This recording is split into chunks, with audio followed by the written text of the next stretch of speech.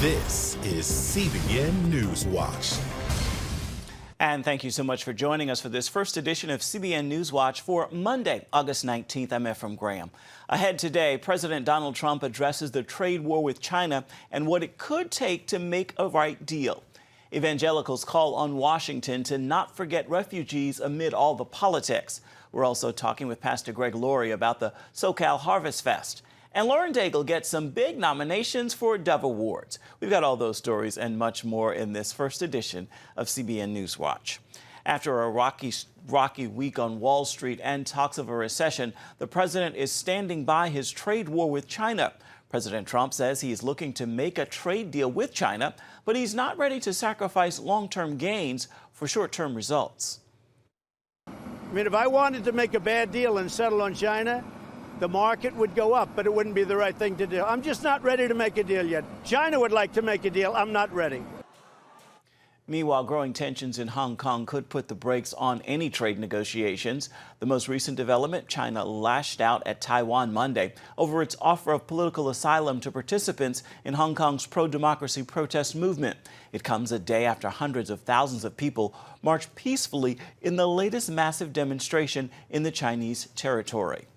Amber Strong is following this story for us today and joins us now from our Washington bureau. So, Amber, what has been China's response to the president? Hey, Ephraim, good morning. So as we know, last week, the president said he was going to delay those September 1 tariffs, or half of them, and push them to December. So you would think that would be a good for China, but China says that's not good enough, that they don't want any of the tariffs. So even the half that's going to go into effect September 1st is not good enough, and that there will be countermeasures. We don't know what exactly. What's the president saying about what's happening between Beijing and Hong Kong, especially when it comes to how it relates to trade? President Trump is saying President Xi has to handle this humanely, and he has to handle this peacefully, and saying these signs that we've seen lately of the military, the Chinese military kind of rounding the outskirts of Hong Kong, is leading some protesters to feel that that there will be a military intervention. And President Trump is saying we cannot have another Tiananmen Square, and if that happens, it's going to make trade negotiations really difficult. Now, aside from trade, what is the administration doing to calm fears of a recession? So the president's advisors, his trade advisor and his economic advisors, kind of hit the Sunday shows heavily yesterday, driving home this idea that there is no recession, that there's not a recession coming, that people are spending, that consumers are happy. And not only are they spending, they're saving. But they do concede a couple of things, Ephraim. And one thing that they concede is that the Federal Reserve has got to cut rates, and that the Congress has got to act on that new North American trade deal with Canada and Mexico in order to kind of keep the economy afloat. All right, Amber Strong reporting for us from Washington. Thank you, Amber. Thanks, Ephraim. Afghanistan's president is vowing to crush Islamic State fighters in his country after 63 people died in an attack on a wedding this weekend. The terrorist group claimed responsibility for the bombing. More than 180 people were injured. Thousands of Islamic State fighters fled to Afghanistan after U.S.-led coalition forces drove them from Syria. There are fears the Islamic State will find safe haven in Afghanistan if the United States leaves. The Trump administration is negotiating a U.S. exit from the 18-year-long war. The president said Sunday the U.S. has already started pulling troops out of the country. The U.S. is negotiating with the Afghan government and the Taliban over conditions for withdrawal. The 18-year war in Afghanistan may be coming to a close as U.S. and Afghan diplomats negotiate for peace with the Taliban despite the violence. But as CBN News contributor Chuck Holton reports, with all the violence and elections coming up, no one is certain what Afghanistan will look like by the end of the year. This Afghan street market in the capital city of Kabul is bustling after Friday prayers. But there's a tension in the air anytime large groups of people are found in one place. The threat of suicide bombers is at an all-time high and are now an almost daily occurrence. In late July, the city suffered 3 car bombs in one day. Abdul Muhammad was nearby for one of them. I was doing my duty inside our compound. I heard an explosion and I came out. I saw a couple of wounded victims on the ground near our office and over there. The target was 2 vehicles, but I don't know who was inside the vehicles. Donald Trump says he's tired of hearing that the United States is losing the war in Afghanistan, and he says the American people feel the same way. And that's why the U.S. military has been having talks with our enemies, the Taliban, here in Afghanistan, to try to come up with a ceasefire.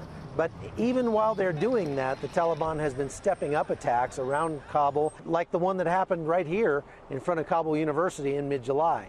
They killed more than 10 people. Over 17,000 coalition troops are still in the country, but their role has changed dramatically from direct action to one that's more focused on advise and assist. This means Afghan troops are doing the lion's share of the fighting and dying as well. Another contributing factor to the uptick in violence we're seeing across Afghanistan right now are the upcoming presidential elections at the end of September. Back in July, there was a massive complex attack at this building behind me, which were the offices of the president's running mate, Ashraf Ghani, the president of Afghanistan, the incumbent. And it just shows that the Taliban is flexing its muscles in advance of that upcoming election. Secretary of State Mike Pompeo said in August that the solutions to Afghanistan's problems are diplomatic, not military, and that the U.S. is committed to working with the Afghan government to finally extricate our forces from the country. Despite the recent increases in violence, things have gotten better in Afghanistan since I started coming here, at least back in 2007, 2008. You can look at factors like the infant mortality rate, which has gone way down. Gross domestic product is 5 times what it used to be. And life expectancy, which was only 43 years, is now in the mid-60s. So things are getting better, but the concern is that if the U.S. leaves precipitously, it could cause a lot of those gains to be reversed. But for the shoppers in this Afghan market, the best future they can hope for right now is to simply make it home to their families for one more day. From Kabul, Afghanistan, I'm Chuck Holton for CBN News. Behind the scenes, efforts have been underway to help solve the crisis in Venezuela. A senior official in the Trump administration told the Associated Press the United States made secret contact with Venezuela's Socialist Party boss. It happened last month, and they reportedly discussed guarantees for President Nicolas Maduro's inner circle. They want to be sure they won't face prosecution for alleged crimes if they surrender to demands to remove Maduro. Another meeting may be in the works. Leaders from some of the largest evangelical denominations are worried about the future of the U.S. Refugee Program. They're calling on President Donald Trump to not only continue the program, but to expand it. Our Heather Sells reports. The president has supported religious freedom in many ways, both at home and abroad, since he first took office. But now some key evangelical leaders are concerned that he might end the U.S. Refugee Program, which welcomes persecuted Christians and other religious minorities. Pastor Sam Rodriguez oversees 40,000 Hispanic churches and is one of the president's faith advisors. He's urging Trump to differentiate between illegal immigration and the plight of refugees. Refugees are those vetted by the U.S. and found to have a credible fear of persecution. They most often come to the U.S. from refugee camps in Southeast Asia, the Middle East, and Africa. We could do both. We could stop illegal immigration, but continue to provide a safe haven via the conduit of our refugee settlement programs for those that are seeking legally to come into this country and are fleeing persecution. A recent report in Politico revealed that the Trump administration may end the U.S. Refugee Program. In response, Rodriguez and leaders of some of the largest evangelical denominations wrote the president, "We pray you will reject any advice to shut the refugee resettlement program down and that your administration will not merely continue the program at its current, vastly reduced level." The leaders want it restored to its historic levels of 75,000 or more. Last year, the Trump administration cut the program by a third to 30,000. There have been fewer and fewer refugees arriving to the area. Pastor K.J. Hill oversees volunteers who work with refugees at the Summit Church in Durham, North Carolina. Their numbers have slowed this past year, and he's concerned about the possibility of the program ending. It would be disappointing for sure. We take seriously the command of Jesus to love our neighbor, especially the vulnerable and the marginalized. Last year, after evangelicals publicly opposed the administration's family separation policy, the White House reversed course. On refugees, their opinions are a bit more mixed. A 2018 Pew poll found that only 1 in 4 white evangelicals see a U.S. responsibility to accept refugees.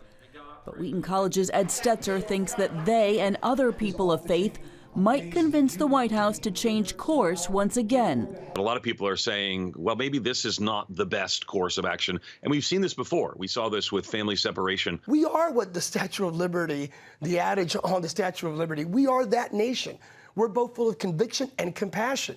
And I would advise the president to please, as a Christian evangelical leader who believes in the rule of law, but likewise compassion, please revisit this. The White House must decide by October 1st, the new fiscal year, how many refugees, if any, it will accept. Heather Sells, CBN News. Coming up, details on one of the biggest multimedia events using technology to reach the nations with the good news of Jesus Christ. Stay with us.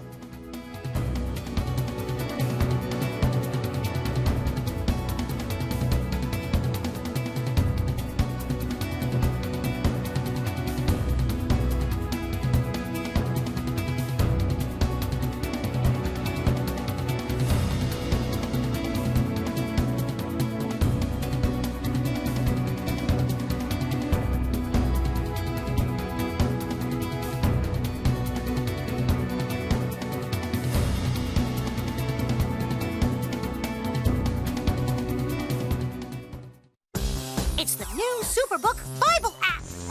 It's packed with games, activities, and Superbook episodes that you can watch for free. Oh, no! There's trivia, a fun daily devotional, and answers to your Bible questions. Plus, an easy-to-understand Bible the whole family will enjoy. You can even create your own Superbook character. Ta-da! It's the new Superbook Bible app. Free downloads on iTunes, Google Play, and Amazon. Young people, millennials, are flocking to church. It's not an exaggeration to say that we love to meet them and that we love to know their stories. Come home to the Southern Gospel Station from CBN Radio. You'll enjoy a rich Southern blend of bluegrass, classic gospel, and Southern gospel favorites. CBN Southern Gospel. Available now at cbnradio.com. Woohoo! Hi, Superbook fans. Here's something else you'll love. It's the new Superbook Bible app. It's packed with games, activities, and Superbook episodes that you can watch for free. Oh, no! There's trivia, a fun daily devotional, and answers to your Bible questions. Plus, an easy-to-understand Bible the whole family will enjoy. You can even create your own Superbook character. Ta-da! Whoa! Millsburg Falls man, come. Sorry, pardon me. Sorry, excuse me. Ouch! Are you getting this? Earn super points to win daily prizes, too. And so much more! Time to get back to my adventures. See you soon! It's the new Superbook Bible app. Free downloads on iTunes, Google Play, and Amazon. It is one of the biggest gospel crusades in the nation, the Southern California Harvest Crusade with Pastor Greg Laurie. And it is open to the nation and the world. Pastor Greg Laurie spoke with our John Jessup about it. Well, I know you and your team are preparing to celebrate 30 years of Harvest Crusades. What can people expect whether they join you at Angel Stadium in Anaheim or watch by live stream?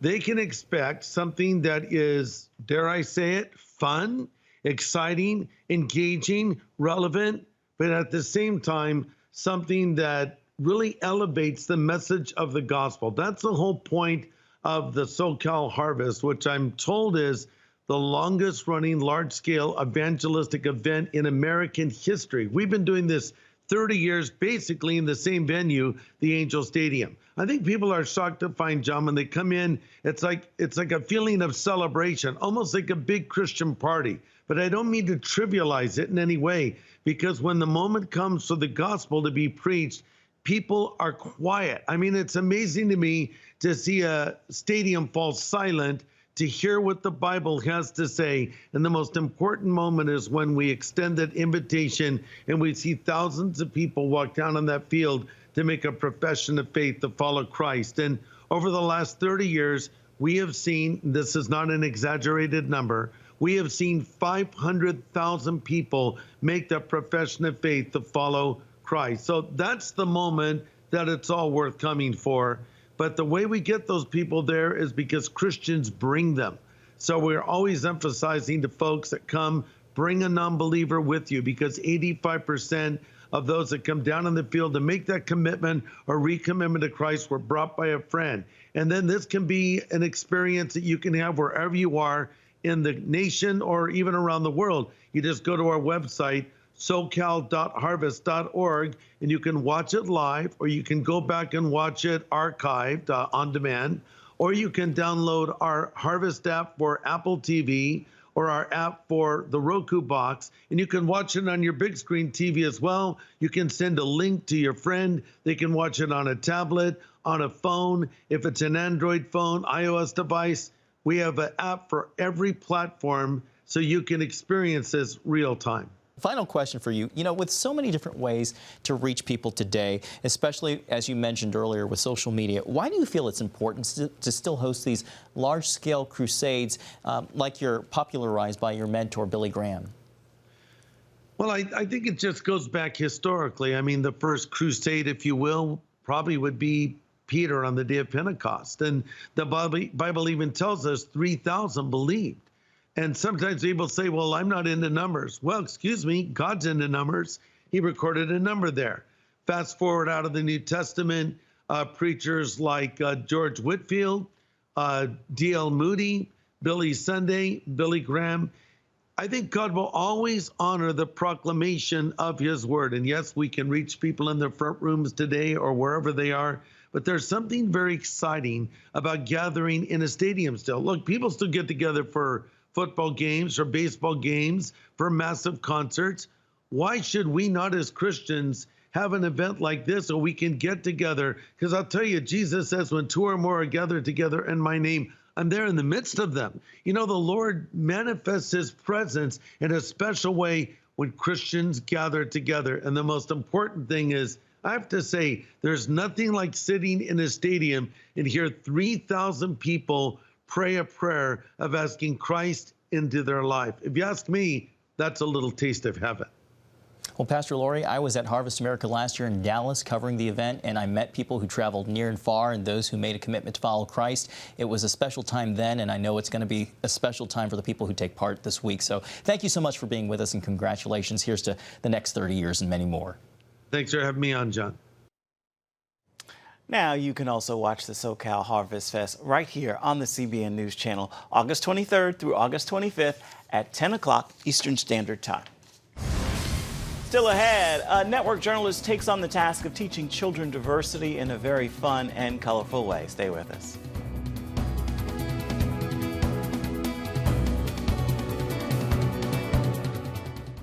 Are you suffering from feeling tired or worn out during the day? Can you not turn off your brain at night? You are not alone. Hi, I'm Dr. Michael Bruce, the Sleep Doctor, and I've partnered with the Christian Broadcasting Network, and we're going to bring you some unbelievable information that you can use tonight to get a better night's rest. Wake up to your best life. Call 1-800-700-7000 or go to cbn.com to get your free copy of Protect Your Sleep today. If you want to be an attorney with a passion for serving people and for excellence, Regent University needs to be high on your list. Regent's award-winning law school doesn't just create lawyers. We create leaders, judges, prosecutors and defense lawyers, civil litigators, and leaders in government. My focus has been trying to really make sure we have the future leaders we need for the bench and the bar and for society generally. You'll learn from highly credentialed leaders who are current and former judges, distinguished scholars, and ACLJ counsel. I'm so glad I chose Regent. The relationships here have been amazing. The faculty have been amazing. Not everybody's called to the same thing when they leave law school, but they're called by a God who has a purpose for their lives, and He is going to use that education to make a difference in the world. Regent will prepare you to be a purpose-driven, practice-ready lawyer. To start your rewarding law career, complete the online application, submit your transcripts, and take the law school admissions test by July. Apply today. If you want to be an attorney with a passion for serving people and for excellence, Regent University needs to be high on your list. Regents award-winning law school doesn't just create lawyers. We create leaders, judges, prosecutors and defense lawyers, civil litigators, and leaders in government. Ready to become a purpose-driven, practice-ready lawyer? To start your rewarding career, complete the online application, submit your transcripts, and take the law school admissions test by July.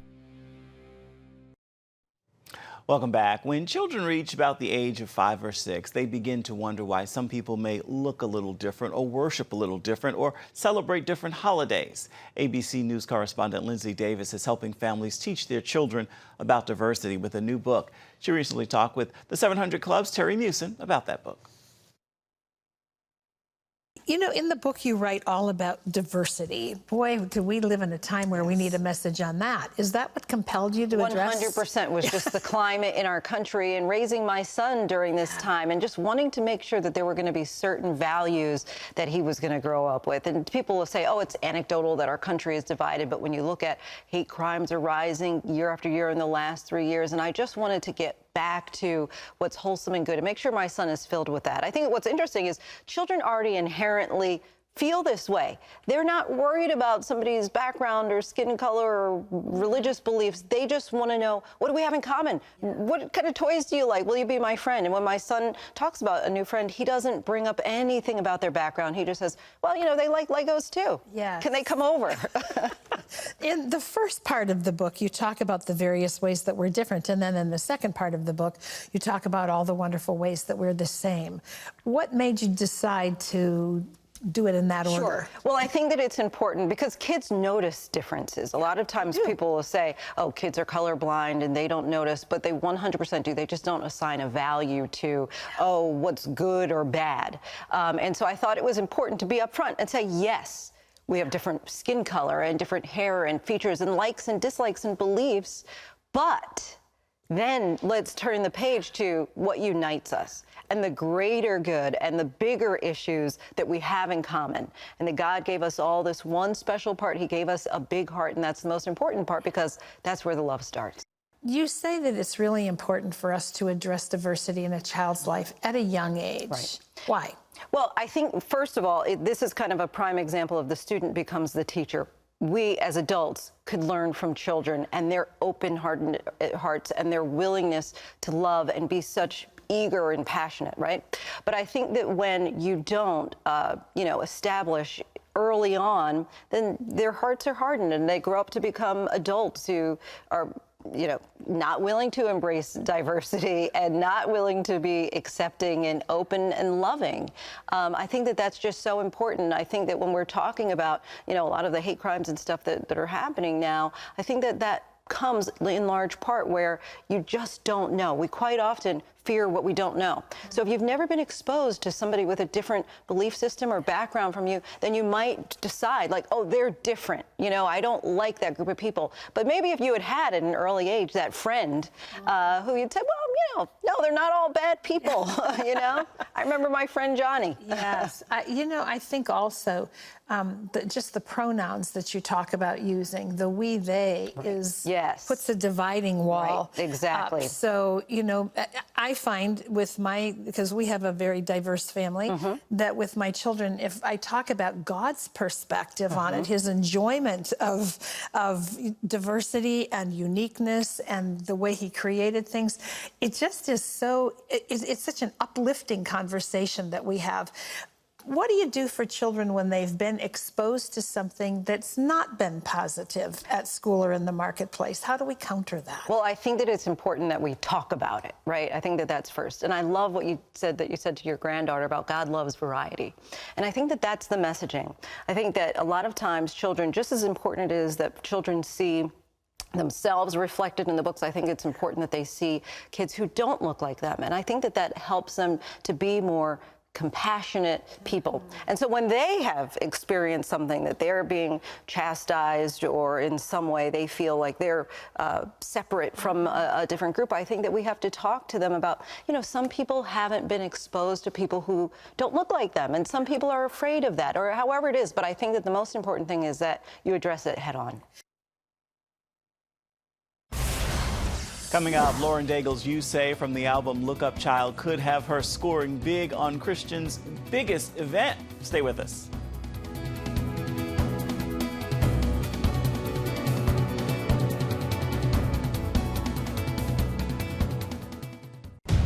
Prophecy thousands of years old. We were called to be a light to the world. Being fulfilled today. Discover how. Get to life. Call 1-800-700-7000. We consider it our duty to reach out and help others around the world. For a gift of $10 or more, you can own the acclaimed CBN documentary To Life. Just call 1-800-700-7000 or log on to CBN.com. To treat a human, no matter what he is, which religious he has, which color he is. This is what I'm doing. See how the people of Israel are fulfilling prophecy. History is being written, and I want to be a part of it. By sharing their knowledge. In Africa, in Asia, in South America, in East Europe. And their love. This is how we work. This is us. Get to life. Call 1-800-700-7000 or log on to CBN.com. Get Protect Your Sleep and discover how to improve the quality of your life. A free DVD or booklet from the Christian Broadcasting Network. If you're not a great sleeper, you can do things to make yourself a great sleeper.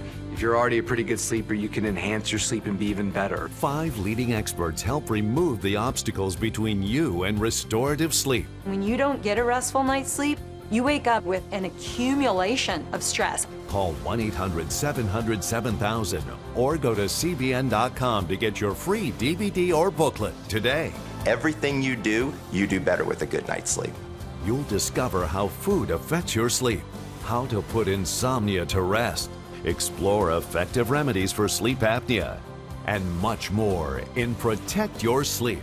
Wake up to your best life and get Protect Your Sleep today. Call 1-800-700-7000 or go to CBN.com to get your free DVD or booklet. Christian recording artist Lauren Daigle could score big at this year's Gospel Music Association's Dove Awards. It comes up in October. Daigle has received 6 nominations, including Artist of the Year and Song of the Year. Her song, You Say, has topped both Billboard Adult Contemporary and Christian charts this year. She's received criticism for her growing popularity in secular music, but has pushed back, saying she is remaining true to her call of going outside the walls of the church to share the gospel. Time now for your Monday motivation, and today I want to leave you with this thought.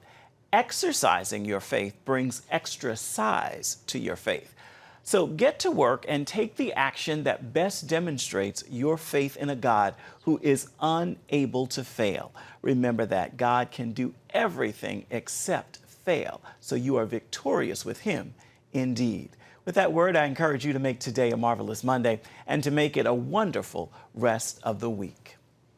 That is going to do it for this first edition of CBN NewsWatch. Thank you so much for watching. Remember, we want to know what you think about the stories you've seen here today. You can do that by emailing us at cbnnews.com. The address is newswatch@cbn.com. You can also reach out and touch us on Facebook, Twitter, and Instagram.